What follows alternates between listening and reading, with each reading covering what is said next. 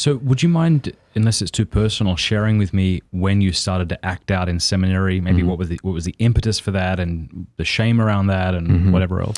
Yeah, I mean, being in Philadelphia, I was pretty far away from home, and I remember getting to the point of in my own addiction to pornography that acting out homosexually seemed like, wow, that I could do that, and I can accommodate it. You know, I can sort of sanitize it. You know. Gay massages that lead into sexual acts with other men. In a way, I thought, well, it's not necessarily right. Like I'm not out. I'm not. There was a very weird, I would say, split from myself where I was trying to accommodate these ways of soothing my pain, soothing my feelings of being inadequate as a man. You know.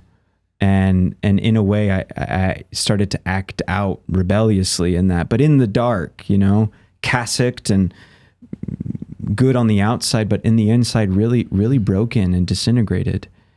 And it was there that I think it was maybe about 18 months that I pursued that. And it was something that I would go to this Jesuit and confess behind the screen, and he was amazing. I remember we became friends, but I remember the first time I acted out and I went to confession, he said, you know, you're going to want to do that again, and you just have to be aware of that. And I thought, I'm never going to do that again. Right, because the shame is so palpable. The shame, I was in tears. There was something about it that was so, I couldn't believe that I had crossed the threshold that I never thought I'd cross.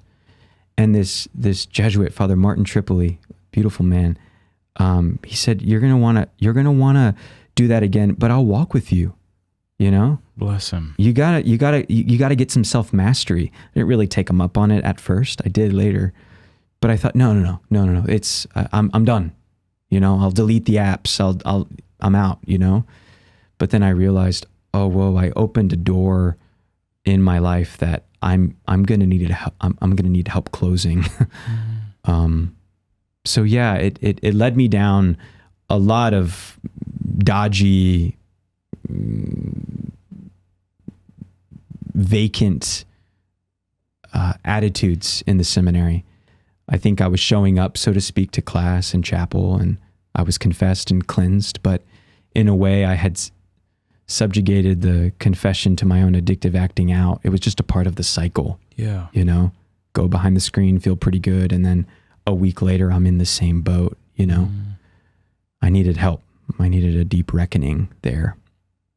And so when I was on this spirituality year, I remember going on this 30-day retreat, and I couldn't be silent because everything was confessed, but I wasn't, again, known, especially by the seminary community. Like I needed them to know me. You know, I felt like I was withholding something from formation, from these priests who were in charge of saying yes to my advancement, you know?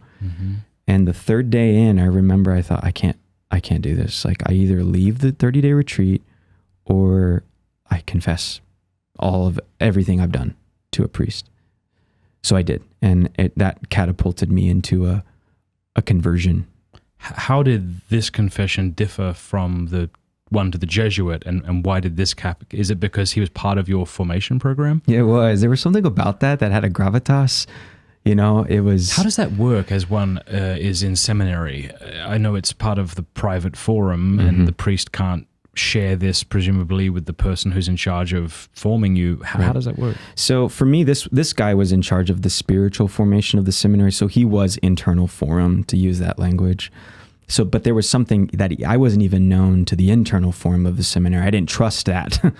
I didn't want to be known by anybody who had a hand in my advancement, you know?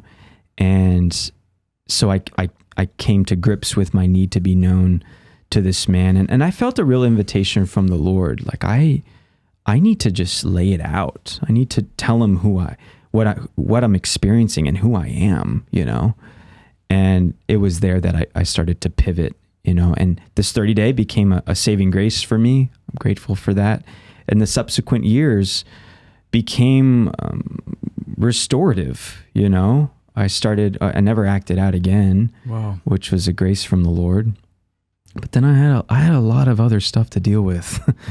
Pornography, masturbation, fantasy life, codependency, I had a lot of stuff to unfold before the Lord. Hey, thank you so much for watching. Before you go, do us a favor, leave a comment, let us know what you thought of the video, like, and subscribe.